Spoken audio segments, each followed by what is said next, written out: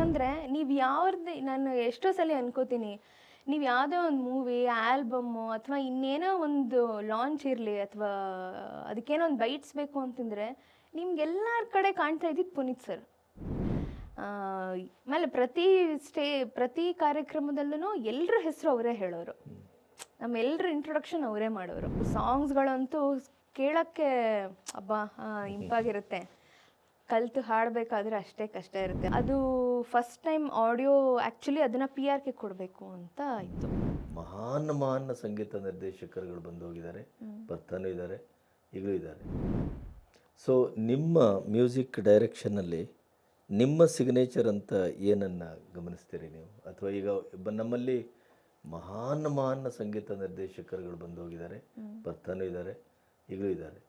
ಅದರ ಮಧ್ಯೆ ಮಹಿಳಾ ವಿಭಾಗ ಅಥವಾ ಮಹಿಳೆಯರು ಅಂತ ಬಂದಾಗ ಸ್ವಲ್ಪ ಅದರ ಪ್ರಮಾಣ ಕಡಿಮೆ ಇದೆ. ಬಟ್ ನಿಮ್ಮ ಸಂಗೀತ ನಿರ್ದೇಶನದ ಮಾರ್ಗಗಳೇನು ಅಂತ? ಎಸ್ಪೆಷಲಿ ಮೂವೀಸ್ ಅಂತ ತೊಗೊಂಡ್ರೆ, ಯಾವುದೇ ಮೂವಿ ಆ ಕಾನ್ಸೆಪ್ಟು ಆ ಸಬ್ಜೆಕ್ಟ್ ನಾನು ತಗೊಂಡಾಗ ಆ ಸೊಗಡು ಬಿಟ್ಟು ಆಚೆ ಹೋಗಬಾರ್ದು ಅನ್ನೋದು ನನ್ನ ಕಾನ್ಸೆಪ್ಟು. ಇವಾಗ ನಂದು 6 to 6 ಮೂವಿ ಮಾಡಿದಾಗ ಅದು ಮಲೆನಾಡು ಕಡೆ, ಸೊ ಆ ಒಂದು ಫ್ಲೇವರ್ನ ಇಡೀ ಮೂವಿನಲ್ಲಿ ನಾನು ಮೇಂಟೈನ್ ಮಾಡಿದೆ. ನಂತರ ಕನಸು ಮಾರಾಟಕ್ಕಿದೆ, ಈ ಉಜಿರೆ ಮಂಗಳೂರು ಈ ಕಡೆ ಆ ಕಡೆ ಶೂಟಿಂಗ್ ಆಗಿದ್ದು, ಮತ್ತು ಡೈರೆಕ್ಷನ್ ಟೀಮ್ ಕೂಡ ಆ ಕಡೆಯವರೇ ಇದ್ದರು. ಸೊ ಅದರಲ್ಲಿ ಒಂದಷ್ಟು ಪುಂಡಿ ಸಾಂಗ್ ಆಗಲಿ ಅಥವಾ ಮತ್ತು ಅಲ್ಲಿ ನೇಚರ್ ಬಗ್ಗೆ ಒಂದು ಸಾಂಗ್ ವಿಜಯ್ ಪ್ರಕಾಶ್ ಸರ್ ಹಾಡಿರೋದಾಗಲಿ, ಮತ್ತು ರಾಜಕಿಶನ್ ಸರ್ ಒಂದು ಡ್ಯುಯೆಟ್ ಇದೆ ಅದರಲ್ಲಿ.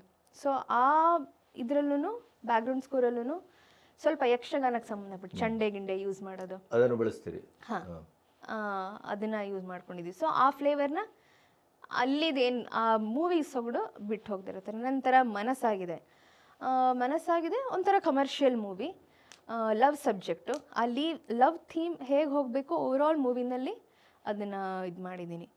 ಆಮೇಲೆ ಇದು ಮಸಣದ ಹೂವು ಅಂತ, ಅದು ಬೆಂಗಳೂರು ಫಿಲ್ಮ್ ಫೆಸ್ಟಿವಲ್ನಲ್ಲಿ ಸ್ಪೆಷಲ್ ಜೂರಿ ಅವಾರ್ಡ್ ಬಂತ ಆ ಮೂವಿಗೆ.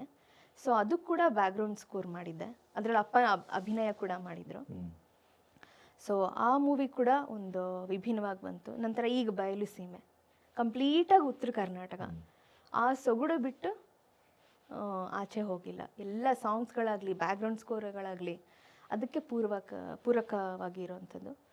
ಸೊ ನನ್ನ ಸಿಗ್ನೇಚರು ಅಂತ ನನಗೆ ಹೇಗೆ ಹೇಳಬೇಕು ಗೊತ್ತಿಲ್ಲ, ಬಟ್ ಆ ಮೂವಿಗೆ ಇಟ್ಕೊಳ್ತೀರಿ ಅಂತ ಆಯ್ತು. ಹೌದು, ಸಿನಿಮಾ ಯಾವ ಮೂಡಲ್ಲಿ ಇದೆಯೋ ಹೌದು, ಅದನ್ನ ಬಿಟ್ಟು ಆಚೆ ಹೋಗಬಾರ್ದು ಅಂತ.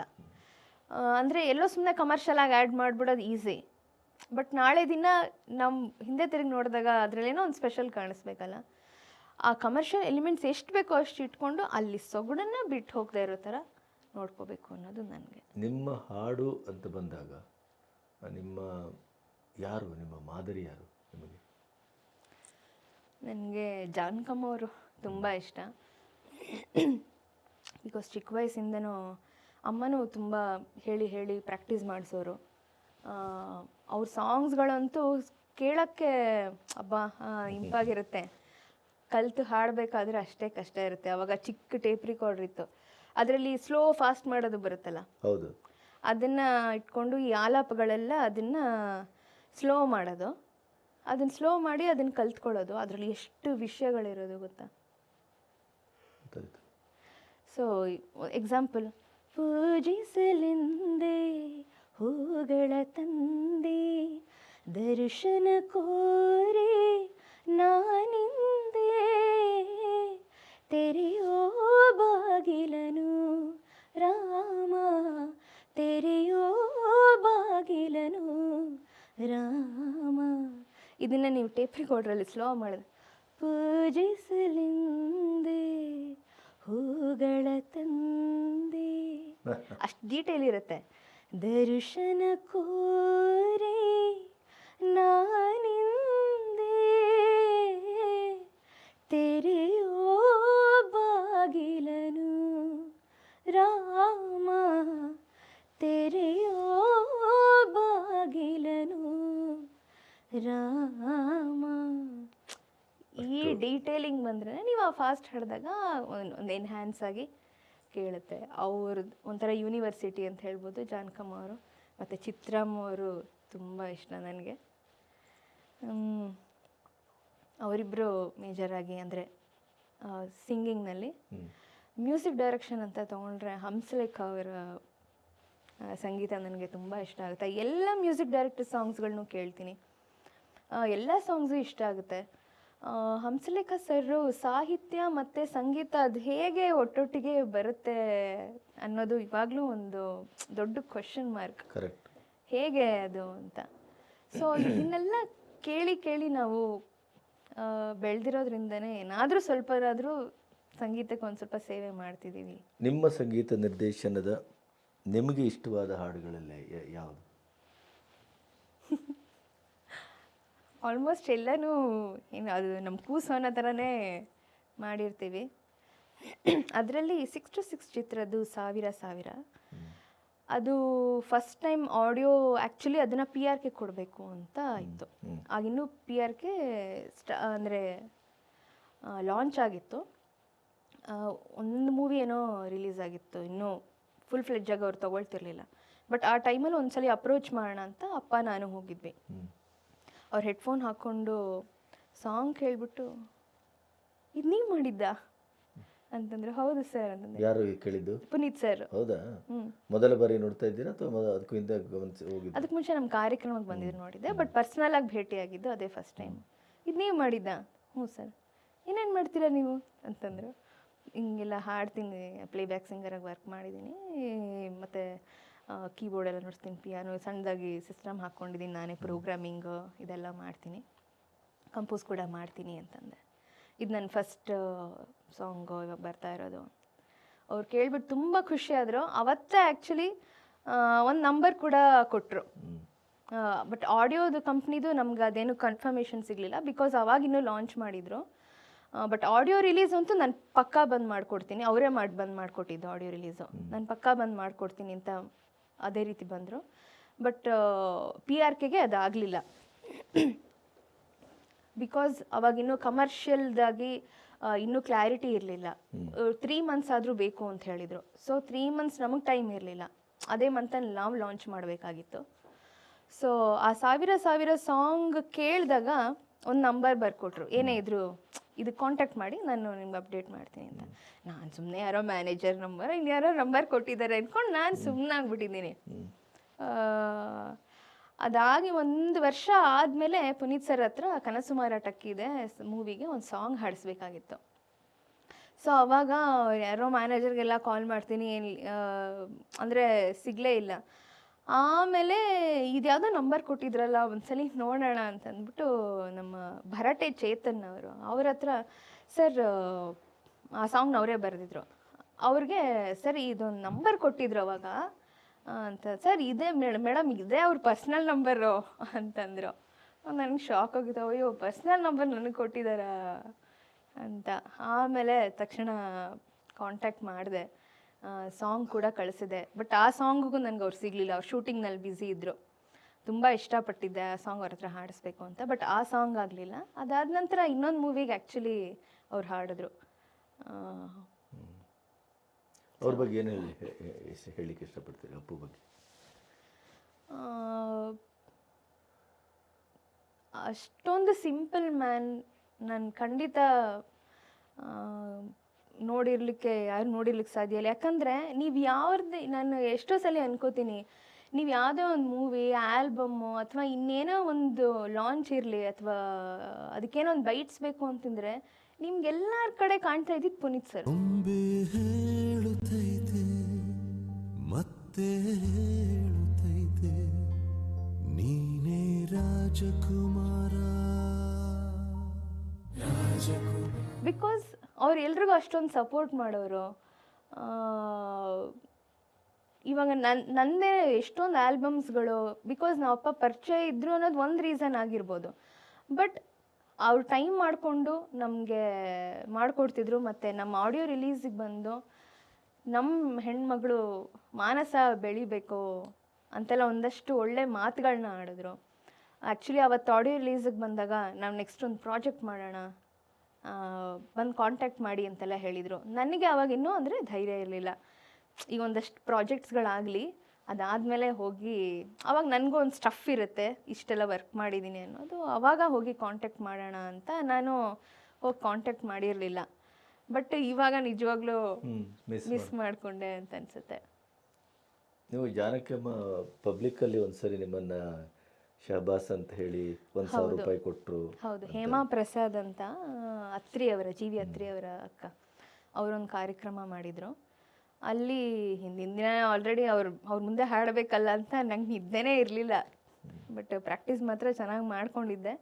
ಅವತ್ತು ಕಾರ್ಯಕ್ರಮದಲ್ಲಿ ಹಾಡಿದ್ಮೇಲೆ ನಾನು ಸ್ಟೇಜ್ ಹಿಂದೆ ಇದ್ದೆ. ಇಲ್ಲಿ ಸಡನ್ನಾಗಿ ಬಾ ಬಾ ಬಾ ಅಂತ ಕರೆದ್ರು. ಇಲ್ಲಿ ಎಲ್ಲರೂ ಇರೋರು ಏನು ಅಂತ ನೋಡಿದ್ರೆ ಜಾನಕಮ್ಮ ನನ್ನ ಬಗ್ಗೆ ಮಾತಾಡ್ತಿದ್ದಾರೆ. ಆ ಹುಡುಗಿ ಎಷ್ಟು ಚೆನ್ನಾಗಿ ಹಾಡಿದ್ಲು, ನಂಬಿದೆ ನಿನ್ನ ಇಂದು ಏನಾಗೆ ಅಂತ ಟಫ್ ಸಾಂಗ್ಸ್ಗಳೇ ಇದ್ದಿದ್ದು. ಗೋವಿಂದ ಅಂಥ ಟಫ್ ಸಾಂಗ್ಸ್ಗಳೇ ಇದ್ದಿದ್ದು. ಸೊ ಕರೆದು ನನ್ನ ಎಷ್ಟು ಚೆನ್ನಾಗಿ ಹಾಡಿದೆ ಅಂತ ನನ್ನ ಕೆನ್ನೆಲ್ಲ ಹಿಂಗೆ ಸವರಿ 1000 ರೂಪೀಸು ನೋಟ್ ಕೊಟ್ಟರು. ನನ್ನ ಕಣ್ಣಂಚಲ್ಲಿ ಫುಲ್ ಒಂಥರ ನೀರಿತ್ತು ಅವತ್ತು. ಬಿಕಾಸ್ ಅವ್ರನ್ನ ದೇವ್ರ ಥರ ನೋಡಿ, ಅವ್ರನ್ನೇ ಒಂಥರ ಆರಾಧನೆ ಮಾಡಿಕೊಂಡು ನಾವು ಸಾಂಗ್ಸ್ಗಳೆಲ್ಲ ಕಲಿತಿದ್ದಿದ್ದು ಅಲ್ವಾ. ಸೊ ಅದೊಂಥರ ಬೆಸ್ಟ್ ಮೂಮೆಂಟ್ ಅಂತ ಹೇಳ್ಬೋದು. ಅಲ್ಲಿಂದ ಏನೋ ಒಂದು ಕಾನ್ಫಿಡೆನ್ಸ್, ನನಗೆ ಒಂದು ಎಕ್ಸ್ಟ್ರಾ ಕಾನ್ಫಿಡೆನ್ಸ್ ಬಿಲ್ಡ್ ಆಯಿತು ಅಂತಲೇ ಹೇಳ್ಬೋದು. SPB ಅವರೊಟ್ಟಿಗೆ ಹಾಡಿದ್ರಲ್ಲ ನೀವು? ಹಾಂ, SPB ಅವರೊಟ್ಟಿಗೆ ಸುಮಾರು ಅವ್ರ ಟೀಮಲ್ಲಿ ಒಂದು 4 ವರ್ಷಗಳ ಕಾಲ ನಾನು ಕೋರಸ್ ಹಾಡ್ತಾ ಇದ್ದೆ. ನಾವು 4 ಜನ ಇದ್ವಿ, ಅದರಲ್ಲಿ ನಾನು ಕೋರಸ್ ಹಾಡ್ತಿದ್ದೆ. ಇನ್ ಬಿಟ್ವೀನಲ್ಲಿ ನಮ್ಗೆ ಯಾವಾಗ ಒಂದು ಶೋನಲ್ಲಿ ಒಂದೊಂದು ಸಾಂಗ್ ಸಿಗೋದು. ಸೊ ಆ ಥರ SPB ಸರ್ ಜೊತೆನೆ ಸಾಂಗ್ ಒಂದು 2 ಸಲ ಏನೋ ಹಾಡಿದ್ದೀನಿ. ಮತ್ತು 4 ವರ್ಷಗಳ ಕಾಲ ಅಲ್ಲಿ ಕೋರಸ್ ಸಿಂಗರ್ ಆಗಿದ್ದೆ. ಮತ್ತು ಅದು ಬಿಟ್ಟು ಬೇರೆ ಮಧ್ಯದಲ್ಲಿ in between SPB sir song ಮಧ್ಯೆ ಯಾವ್ದಾರು ಒಂದು 2 ಎಕ್ಸ್ಟ್ರಾ ಬೇರೆ ಸಾಂಗ್ ಹಾಡಿದ್ರೆ ಆ ಟೈಮಲ್ಲಿ ನಮಗೊಂದು ಅವಕಾಶ ಸಿಗೋದು. ಏನು ಹೇಳ್ತೀರಿ SPB ಅವ್ರ ಬಗ್ಗೆ? ಒಂದು ಸಣ್ಣ ಉದಾಹರಣೆ ಹೇಳ್ತೀನಿ. ಎಲ್ಲೋ ಒಂದು ಕಾರ್ಯಕ್ರಮದಲ್ಲಿ ಮುಖ್ಯ ಗಾಯಕರು ಅವ್ರಿಗೆಲ್ಲ ಕರೆದ್ಬಿಟ್ಟು ಸನ್ಮಾನ ಮಾಡಿ ಇದು ಮಾಡಿದ್ರು. ಇವರು ನಮ್ಮನ್ನೆಲ್ಲ ಕರೆಸಿ ಎಲ್ಲರೂ ಅದೇ ಇಂಪಾರ್ಟೆನ್ಸ್ ಕೊಡಬೇಕು ಅನ್ನೋದು, ನಮ್ಮನ್ನು ಕರೆಸಿ, ನಮ್ಮನ್ನು ಮುಂದೆ ಕರೆಸಿ, ನಮಗೂ ಸನ್ಮಾನ ಮಾಡಿಸಿದಿ. ಆಮೇಲೆ ಪ್ರತಿ ಕಾರ್ಯಕ್ರಮದಲ್ಲೂ ಎಲ್ಲರ ಹೆಸರು ಅವರೇ ಹೇಳೋರು, ನಮ್ಮೆಲ್ಲರ ಇಂಟ್ರೊಡಕ್ಷನ್ ಅವರೇ ಮಾಡೋರು. ಸೊ ಅದು ಅವ್ರ ಗ್ರೇಟ್ನೆಸ್ಸು. ಅವರ ವರ್ಸಟ್ಯಾಲಿಟಿನಲ್ಲಿ ಏನಾದರೂ ಕಲಿಬೇಕು ಅಂತಂದರೆ ಅವರೊಂದು ದೊಡ್ಡ ಯೂನಿವರ್ಸಿಟಿ ಅಂತ ಹೇಳ್ಬೋದು.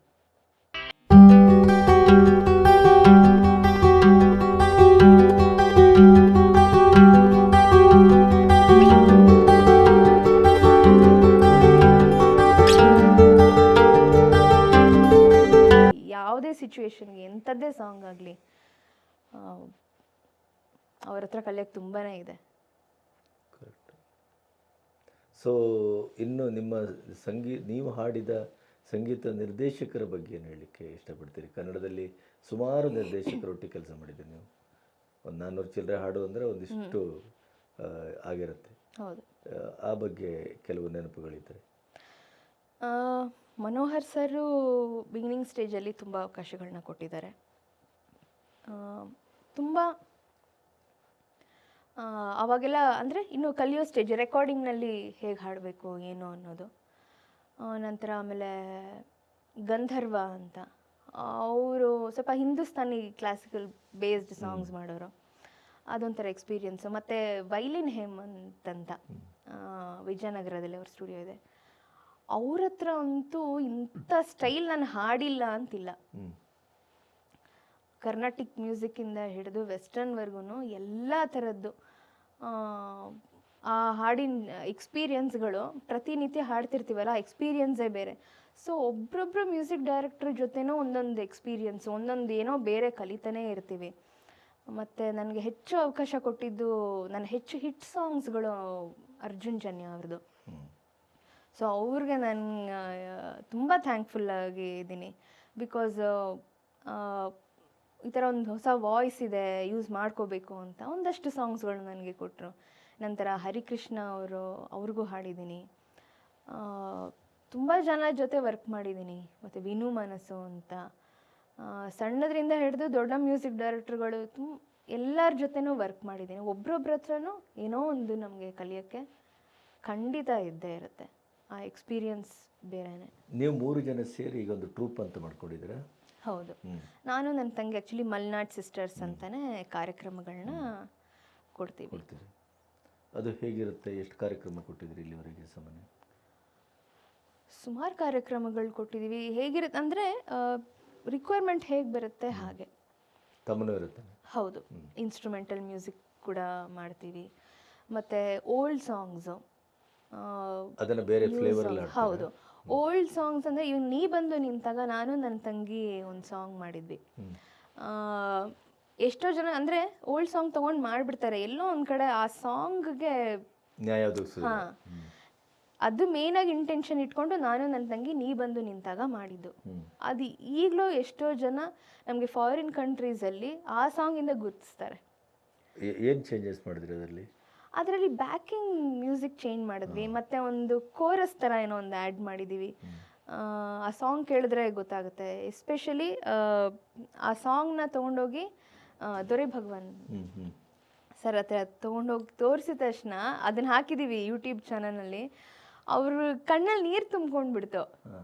ಅಂದರೆ ಅವರೇ ಕ್ರಿಯೇಟ್ ಮಾಡಿರೋರಲ್ವ, ರೀಕ್ರಿಯೇಷನ್ ಎಷ್ಟು ಚೆನ್ನಾಗಿ ಮಾಡಿದ್ದಾರೆ. ಮತ್ತು ಅದರಲ್ಲಿ ನಾವು ಹಾಡೋದ್ರ ಏನು ಸ್ಟೈಲ್ ಅಂತಾರೆ, ಓಲ್ಡ್ ಸ್ಟೈಲ್, ಇದಕ್ಕೆ ರೆಟ್ರೋ ಸ್ಟೈಲಲ್ಲಿ ಕಾಸ್ಟ್ಯೂಮ್ ಹಾಕ್ಕೊಂಡು 2 ಕಾಸ್ಟ್ಯೂಮ್ ಮಾಡಿಕೊಂಡು ಹಾಡಿದ್ದು. ಮತ್ತು ಅದಕ್ಕೊಂದು ಡ್ಯಾನ್ಸ್ ಆ್ಯಡ್ ಮಾಡಿದ್ವಿ. ಅದು ಮಹೇಶ್ ಗೌಡ ಅಂತ ಓವರ್ ಆಲ್ ಕಾನ್ಸೆಪ್ಟ್ ಡೈರೆಕ್ಷನ್ ಮಾಡಿದ್ದು.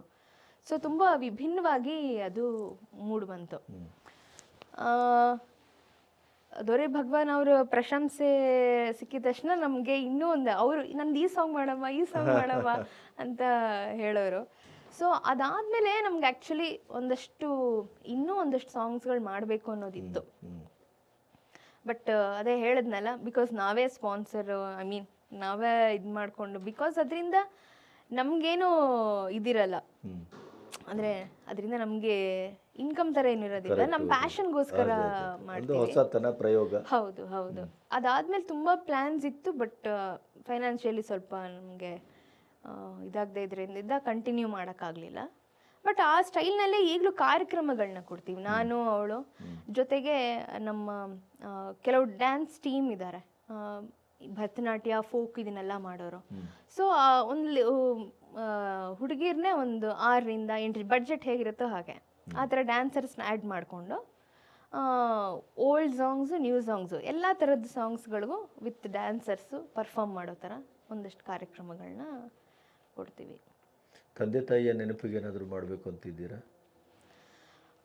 ತಂದೆ ತಾಯಿ ನೆನಪಲ್ಲಿ ಮೊನ್ನೆ ಸ್ಮರಣಾರ್ಥ ಕಾರ್ಯಕ್ರಮ ಮಾಡಿದ್ದಷ್ಟೇ. ಬಟ್ ನಮ್ಮ ತಂದೆ ಅವ್ರಿಗೆ ಅಂದರೆ ಇವಾಗ ಎಷ್ಟೋ ಜನ ಹೇಳ್ತಾರಲ್ಲ, ನಿಮ್ಮ ತಂದೆಯಿಂದ ನಮ್ಗೆ ಈ ಅವಕಾಶ ಸಿಕ್ತು, ಹೆಲ್ಪ್ ಆಯಿತು ಅಂತೆಲ್ಲ ಅನ್ಬೇಕಾದ್ರೆ ನಮ್ಮ ತಂದೆ ಜೊತೆ ಕೆಲಸ ಮಾಡ್ತಿದ್ದವ್ರದ್ದೆಲ್ಲ ಒಂದು ಇಂಟರ್ವ್ಯೂ ಮಾಡಬೇಕು ಅಂತ. ಅವ್ರದ್ದೆಲ್ಲ ಇಂಟರ್ವ್ಯೂ ಮಾಡಿ, ಬಿಕಾಸ್ ಎಷ್ಟೋ ಹಳೆ ಕಥೆಗಳು ನಮಗೆ ಗೊತ್ತಿರೋಲ್ಲ. ಭಾಗ್ಯಶ್ರೀ ಅಂತ ಆ್ಯಕ್ಟ್ರೆಸ್ಸು, ನಮ್ಮ ತಂದೆ ನಾಟಕದಲ್ಲಿ ತುಂಬ ವರ್ಷಗಳಿಂದ ಬಿಗಿನಿಂಗಿಂದನೂ ಅವರು ಇದ್ದಂಥವ್ರು. ಸೊ ಅವರು ಈಗ ಮೊನ್ನೆ ಯಾವುದೋ ಒಂದು ಕತೆ ಹೇಳಿದ್ರು, ನಾನು ಇನ್ವಿಟೇಷನ್ ಕೊಡೋಕ್ಕೆ ಹೋದಾಗ.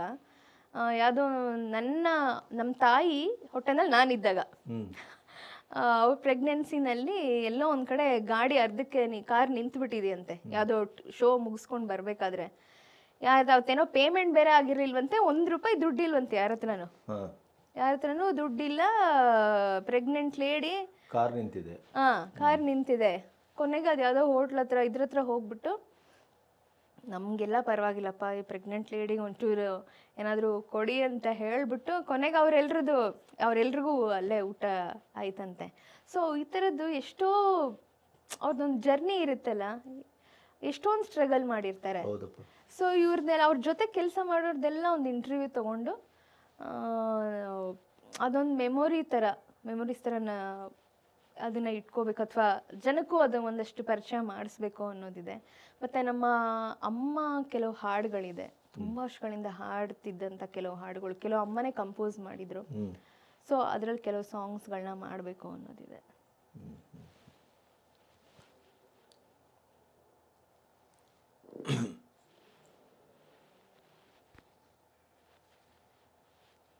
ಈಗಿನ ಸಮಕಾಲೀನ ಸಂದರ್ಭದಲ್ಲಿ ನಿಮಗೆ ಕಾಂಪಿಟೇಟರ್ಸ್ ಅಂತ ಯಾರು ನಿಮ್ಮ ಹಾಡಿನ ದೃಷ್ಟಿಯಿಂದ, ಅಥವಾ ನೀವು ಎಲ್ಲಿ ನಿಲ್ತೀರಿ? ಕಾಂಪಿಟೇಟರ್ಸ್ ಅಂತ ನೀನು ಆ ಥರ ತಗೊಳ್ಳೋದಿಲ್ಲ. ಬಿಕಾಸ್ ನನಗೆ ನಾನೇ ಕಾಂಪಿಟೇಷನ್ ಮಾಡ್ಕೊತಿರ್ತೀನಿ ಯಾವಾಗಲೂ. ಪ್ರತಿ ಸಲ ಹಾಡು ಬಂದಾಗಲೂ ಇದಿನ್ನೂ ಹಿಂಗೆ ಹಾಡ್ಬೋದಾಗಿತ್ತು, ಇದಿನ್ನೂ ಹಂಗೆ ಹಾಡ್ಬೋದಾಗಿತ್ತು, ನಮ್ಗೊಂಥರ ಸ್ಯಾಟಿಸ್ಫ್ಯಾಕ್ಷನೇ ಸಿಗೋದಿಲ್ಲ. ಸೊ ಪ್ರತಿ ಸಲಿನೂ ಏನೋ ಒಂದು ಕಲಿತಾ ಇರ್ತೀವಿ. ನನಗೆ ನಾನೇ ಕಾಂಪಿಟೇಟರ್ ಅಂತ ಹೇಳ್ಬೋದು. ಈಗ ನಿಮ್ಮಲ್ಲಿ ಹಾಡಿಸ್ಬೇಕು ಅನ್ನುವಂಥ ದಾಹ ಎಷ್ಟಿದೆ, ಯಾವ ಪ್ರಮಾಣದಲ್ಲಿದೆ ಕನ್ನಡದಲ್ಲಿ? ಅಂದರೆ ಬೇರೆ ಈಗ ನೀವು ಹಾಡಲಿಕ್ಕೆ ಆರಂಭ ಮಾಡದ ದಿನಗಳಿಗೆ ಹೋಲಿಸಿದರೆ ಈಗ ಒಂದು 400 ಚಿಲ್ಲರೆ ಹಾಡಿದ್ದೀರಿ. ಈಗ ಮಾನಸನೇ ಹಾಡಬೇಕು ಅನ್ನುವಂಥ ಆ ಕ್ರೇಜು ಉಳ್ಕೊಂಡಿದೆಯಾ? ಹಾಗೇನೆ ಕೆಲವು ಒಂದು ಮ್ಯೂಸಿಕ್ ಡೈರೆಕ್ಟರ್ಸು ಅಥವಾ ಕೆಲವೊಂದು ಸಾಂಗ್ಗೆ ನಂದು ಪ್ಲಸ್ ಪಾಯಿಂಟು ನನ್ನ ಹೈ ರೇಂಜ್. ಮತ್ತು ಎಲ್ರಿಗೂ ಹೈ ರೇಂಜ್ ಹೋದಾಗ ಸೇಮ್ ಮೆಲೋಡಿ ಕೇಳಿಸಲ್ಲ, ಟೋನ್ ಚೇಂಜ್ ಆಗುತ್ತೆ. ಬಟ್ ಯಾವುದೋ ಒಂದು ನನ್ನ ಸುಮಾರು ಸಾಂಗ್ಸ್ಗಳು ಹಾಗೆ ಆಗಿರೋದು. ಹೈ ರೇಂಜ್ ಇರೋಂಥ ಸಾಂಗ್ಗಳು ಬೇರೆಯವ್ರು ಹಾಡಿ ಕೊನೆಗೆ ನಂದು ಫೈನಲ್ ಆಗಿದೆ, ಆ ಥರದ್ದಾಗಿದೆ. ಸೊ ಆ ಥರ ಪರ್ಟಿಕ್ಯುಲರ್ ಇಂಥದ್ದು ಬೇಕು ಅಂದಾಗ ಇರ್ತಾರೆ. ಬಟ್ ದಾಹ ನೀವು ಹೇಳ್ದಂಗೆ ಆಗಿನಷ್ಟು ಏನಿಲ್ಲ ಅಂತ ಹೇಳ್ಬೋದು. ಬಿಕಾಸ್ ಅವಾಗ ನಾನು ಎಂಟ್ರಿ ಆದಾಗ ತುಂಬ ಸಿಂಗರ್ಸ್ಗಳಿರಲಿಲ್ಲ. ಈಗ ತುಂಬ ಜನ ಸಿಂಗರ್ಸ್ ಇದ್ದಾರೆ, ಮತ್ತು ಟ್ರೆಂಡ್ ಚೇಂಜ್ ಆಗಿದೆ, ಮತ್ತು ವಾಯ್ಸ್ ಟೋನ್ಗಳು ಚೇಂಜ್ ಆಗಿದೆ. ಈಗ ಬೇರೆ ಬೇರೆ ಥರ ಡಿಫ್ರೆಂಟ್ ವಾಯ್ಸಸ್ ಕೇಳ್ತಾರೆ. ಬಟ್ ಇವಾಗ ಏನಾಗ್ತಿದೆ ಅಂತಂದರೆ ಶಾರ್ಟ್ ಸ್ಪ್ಯಾನ್ ಆಫ್ ಟೈಮ್ ಅಂತ ಹೇಳ್ಬೋದು. ಲಾಂಗ್ ಲೈಫಲ್ಲಿ ಉಳ್ಕೊಳ್ಳೋದು ಈಗಿನ ಇದರಲ್ಲಿ ಕಷ್ಟ. ಸೊ ಅದಕ್ಕೆ ನಾನು ಹೇಳೋದು ಅಂದರೆ ಒಂದಿನೇ ನಂಬ್ಕೊಂಡು ಇಲ್ವರೆ 4-5 ಕೆಲಸ ಮಾಡಿಕೊಂಡ್ರೆ ನಾವು ನೆಮ್ಮದಿಯಾಗಿರ್ತೀವಿ. ಅವಕಾಶ ಇಲ್ಲ ಅಂತ ಒಂದು ಕಡೆ ಬೇಜಾರು ಮಾಡ್ಕೊಂಡು ಕೂತ್ಕೊಳ್ಳೋ ಅಂಥ ಅವಶ್ಯಕತೆ ಇರಲ್ಲ. ಇವಾಗ ನಾನು ಮ್ಯೂಸಿಕ್ ಡೈರೆಕ್ಷನ್ ಮಾಡ್ತಿರೋದಕ್ಕೇ ಐ ಮೀನ್ ಇವಾಗ ಸಿಂಗಿಂಗ್ ಇಲ್ಲ ಅಂತ ಏನೋ ಒಂದು ಕೆಲಸ ದಿನಾ ನಂದು ಏನೋ ಒಂದು ಕೆಲಸ ನಡೀತಾನೆ ಇರುತ್ತೆ. ನಾನು ಸಿಂಗಿಂಗ್ ಒಂದೇ ನಂಬ್ಕೊಂಡಿದ್ದಿದ್ರೆ ಕಷ್ಟ ಆಗ್ತಿತ್ತು. ನೀವು ನಿಮ್ಮ ಯಜಮಾನರು ಸೇರಿ ಏನಾದರೂ ಹೊಸ ಆಲೋಚನೆಗಳನ್ನೇನಾದರೂ ಮಾಡಲಿಕ್ಕೆ ಹೊರಟಿದ್ದೀರಾ? ಯೋಚನೆ ಇದೆಯಾ? ಒಂದಷ್ಟು ಮ್ಯೂಸಿಕಲ್ ಶೋಸ್ ಮಾಡಬೇಕು ಅನ್ನೋದಿದೆ. ಈಗ ಮಾಡ್ತಾ ಇದ್ದೀರಾ? ಮಾಡ್ತಿದ್ದೀವಿ. ಬಟ್ ನಾವೇ ಒಂದು ಅಂದರೆ ಮ್ಯೂಸಿಕಲ್ ನೈಟ್ ಒಂದು ದೊಡ್ಡ ಮಟ್ಟದಲ್ಲಿ ಗೊತ್ತಾಯ್ತು ಮಾಡಬೇಕು ಅನ್ನೋದೊಂದು ಪ್ಲ್ಯಾನ್ಸ್ ಇದೆ. ಲಾಸ್ಟ್ ಈಗ 1-2 ವರ್ಷದ ಹಿಂದೆ ದುಬೈನಲ್ಲಿ ಕೂಡ ನಾವು ಮಾಡಿದ್ವಿ. ತುಂಬ ಒಳ್ಳೆ ಸಕ್ಸಸ್ ಆಗಿತ್ತು. ತುಂಬ ಎಲಿಮೆಂಟ್ಸ್ಗಳನ್ನ ಮಾಡಿಕೊಂಡು ಮಾಡಿದ್ವಿ. ಸೊ ಅಂಥದ್ದು ಒಂದಷ್ಟು ಮ್ಯೂಸಿಕಲ್ ನೈಟ್ ಶೋಸ್ ಮಾಡಬೇಕು ಅನ್ನೋದು ಇದೆ. ನಿಮ್ಮ ಬದುಕಲ್ಲಿ ಅಮ್ಮನ ಪಾತ್ರ ಬಹಳ ದೊಡ್ಡದು ಅಂತಂದರೆ, ಹೌದು. ಒಂದು ಅಮ್ಮ ಹಾಡ್ತಾ ಇದ್ದದ್ದು ಯಾವುದಾದ್ರೂ ಒಂದು ಹಾಡನ್ನು ಹಾಡಿ ಅಮ್ಮನ ನೆನಪುಗಳು ಅಂತ ಒಂದಿಷ್ಟು ಏನಾದರೂ ಮಾತ್ರ ಇದ್ದರೆ ಹೇಳಿ.